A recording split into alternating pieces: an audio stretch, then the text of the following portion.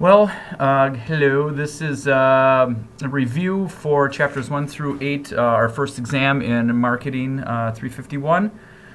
And though this might be a bit creepy for you, hopefully it will provide some type of value.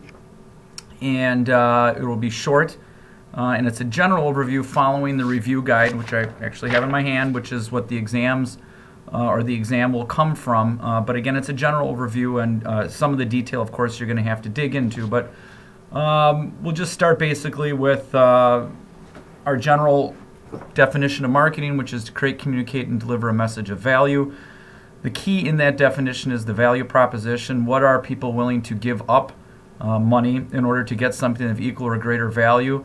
Well, it depends, and it depends on how that message is communicated to the target market, based on, of course, our marketing mix, which is the 4 Ps: price, product, promotion, and place.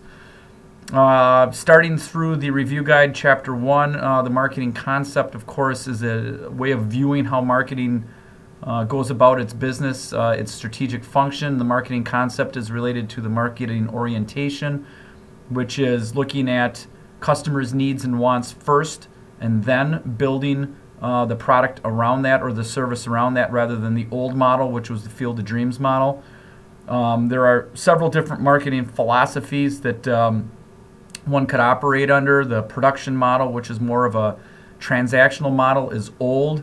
The newer model is, again, this marketing concept or market orientation. Of course, marketing plays a lot of different roles in our society. It helps inform us about products and services. It gives us choice. It increases quantity or quality. Oftentimes, because of the increase in competition, it reduces price. So it is serving a value of information to our society, and also allowing us to have a better lifestyle because of better choices due to competition. We do know that it also plays some negative roles in our society in terms of trying to use its popularity of products and services to perhaps have people do things that they normally wouldn't do, that might not be healthy and or good for their self-esteem. And we talked about some of those issues related to the ethics chapter, which we'll get to in a bit. Chapter 2, strategic planning, is the deliberate process of planning for future events and strategies for an organization. Typically that is done in a 3 to 5 year, almost sometimes a 10-year time horizon. Of course, it's related to marketing because marketing is a strategic function.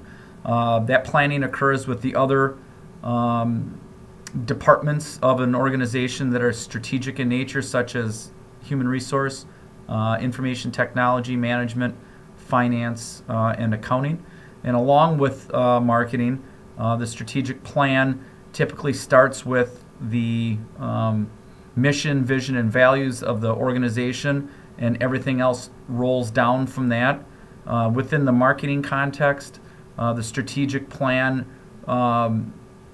is really called the marketing plan, and the marketing plan is a roadmap on how you go about, how marketing goes about its strategic goal of creating, communicating, delivering a message of value. And again, they also start with the mission, vision, and values, and then move their way down through that process, that 8-step process, which you should be familiar with. In doing that, they somehow should be able to identify what their sustainable competitive advantage is. Remembering sustainable means long-lasting, hard to copy, hard to duplicate. A competitive advantage exists when someone else is not doing something that you do really well, and the market is desiring that. That is only when a competitive advantage exists, when you have all 3 of those things. Something you do really well, something the market wants, and of course something that someone else is not doing or doesn't do so well. You combine all of those and you have a competitive advantage. You have that that's hard to duplicate, and you have a sustainable competitive advantage. Oftentimes that results in a niche market. A niche market is a small, finite group of individuals that are wanting, willing, and able to buy your product and service, and you've identified your strategic advantage, or your sustainable competitive advantage with that market, and you can be quite profitable just being small in that case. Of course, the marketing mix is the price, product, promotion, place, which is used to implement your marketing mix. Chapter 3 talked a lot about corporate responsibility and ethics. We know that we tried to define ethics as this notion of a habit of doing good, but pretty subjective, and we really don't know what a habit of doing good might look like to some individuals. So we kind of look at some roles businesses ought to have. The first, of course, is being profitable. Then after that, their next role is to do it legally, and then ethically, and then with some discretion in how they want to share those profits within the community. There are two lenses that you could look at, the Kantian lens and the utilitarian lens, to do your marketing. Neither is more ethical than the other. They are just two different ways in which you can look at performing your marketing function.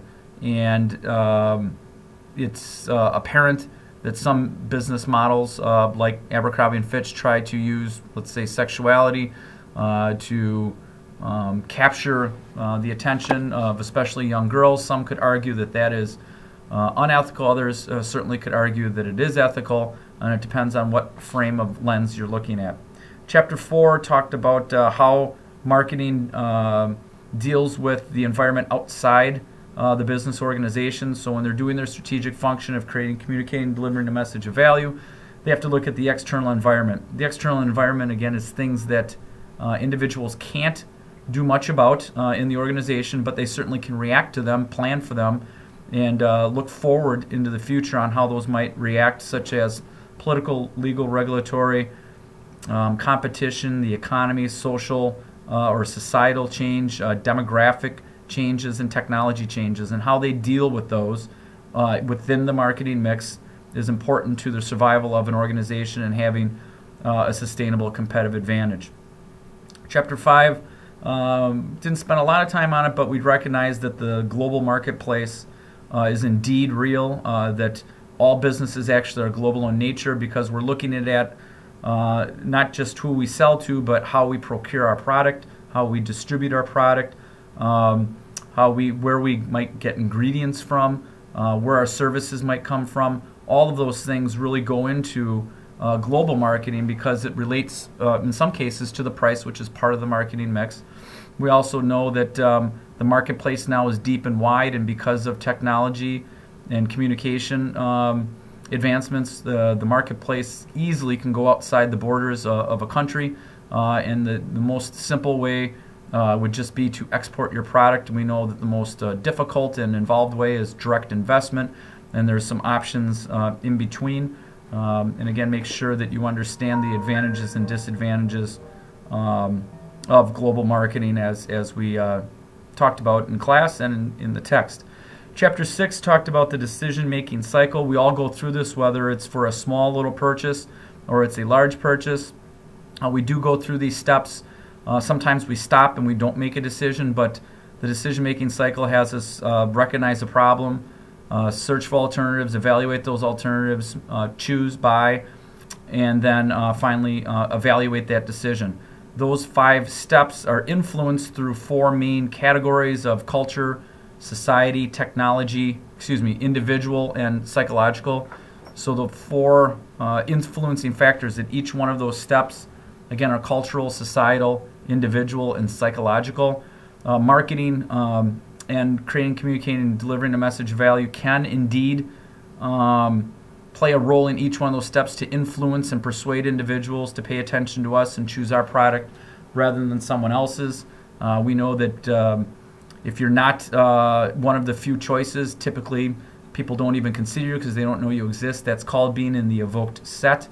In addition, it's important for marketing to understand when going through the decision-making cycles that it's just not functional, those 5 steps, that there's psychological corollaries to each one of those, ultimately ending in learning. Make sure that you're responsible for those corollaries to the 5 steps. And then finally, Chapter 8 is on segmentation. Segmentation is a process on how we break up a large market into individual segments or chunks. Then we take those individual segments and chunks that align with what we do well and what's realistic to us, and we combine those through a process called aggregating. And then we position ourselves in the marketplace on what do we want our brand image to be, which is what positioning is, and how we break up that market, which again is segmentation. How we break up that market is through the bases of segmentation: demographics, psychographics, geographics, and behavioristic. Using those different variables allows us to break up, again, a big market into a bunch of separate segments. When we combine those separate segments, not all but some of them, that makes sense to us, that's called aggregating. The mashing of those together then results in a target market. So there is a difference between segmentation and targeting, or developing a target market. A target market is the result of the process of segmentation through aggregation. And again, positioning is how we want our product to be perceived and viewed within the marketplace. And of course, we do the positioning to this now developed target market through our marketing function of creating, communicating, and delivering a message of value. Remember, this was just a brief overview, talking through some of the main points where the discussion or where the exam questions are going to come from. The detail, of course, is in your notes in the book, which all follows chronologically with the review guide.